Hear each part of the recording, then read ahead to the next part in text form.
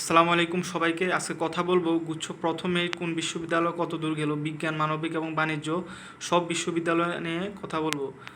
ফার্স্টে বিজ্ঞানের জন্য আমরা দেখতে পাচ্ছি যে জেএনইউ, খুলনা ইউনিভার্সিটি এবং সাস্ট বিজ্ঞান এখানে গ্রুপ চেঞ্জ সাবজেক্ট সহ এসব ইউনিভার্সিটিতে 10,000 পর্যন্ত গেছে। তারপরে কুমিল্লা ইউনিভার্সিটি, মাওলানা ভাসানী, হাজী দানেশ, নোয়াখালী বিজ্ঞান ও প্রযুক্তি, যশোর বিজ্ঞান ও প্রযুক্তি, এইগুলোতে সায়েন্স থেকে গ্রুপ চেঞ্জের সাবজেক্ট সহ 12,000 পর্যন্ত গেছে।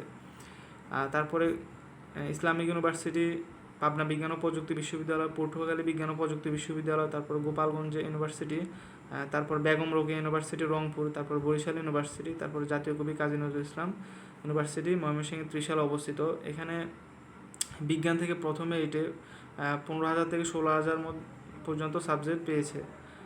তারপরে Bangamata Sheikh Fazilatunnesa Mujib science technology university, তারপর হচ্ছে রাঙ্গামাটি বিজ্ঞান ও প্রযুক্তি বিশ্ববিদ্যালয়, শেখ হাসিনা বিশ্ববিদ্যালয়, চাঁদপুর বিজ্ঞান ও প্রযুক্তি বিশ্ববিদ্যালয়, তারপর রবীন্দ্র ইউনিভার্সিটি, তারপর বঙ্গবন্ধু শেখ মুজিবুর রহমান বিশ্ববিদ্যালয় কিশোরগঞ্জ। এখানে যারা 20 থেকে 22-এর মধ্যে আছেন তারা ফার্স্ট মেরিটে সাবজেক্ট পেয়ে গেছে। তারপর নতুন দুইটি university, Bangabandhu Sheikh Mujibur Rahman science technology university Firozpur এবং সুনামগঞ্জ সায়েন্স টেকনোলজি ইউনিভার্সিটি, এখানে 26কে পর্যন্ত সাবজেক্ট পেয়েছে। আচ্ছা, আমি এডমিশন রিলেটেড কাজ করি, অনেকে আমার সাথে মেসেজ আদান প্রদান করে।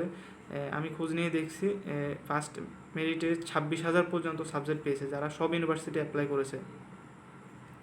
তারপর মানবিক নিয়ে কথা বলবো। মানবিকে Jagannath university, Khulna university, SUST, এই তিনটাতে যারা 2 থেকে 2,500 মধ্যে আছেন তারা সাবজেক্ট পেয়ে গেছে। তারপর কুমিল্লা ইউনিভার্সিটি এবং ইসলামিক ইউনিভার্সিটিতে যারা 3,500 মধ্যে আছেন তারা সাবজেক্ট পেয়ে গেছে। তারপর বরিশাল ইউনিভার্সিটি, বেগম রোকেয়া, জাতীয় কবি কাজী নজরুল ইসলাম ইউনিভার্সিটি, মাওলানা ভাসানী, তারপর হাজী দানেশ, তারপর জাস্ট, এখানে যারা 4,000 মধ্যে আছে তারা সাবজেক্ট পেয়ে গেছে।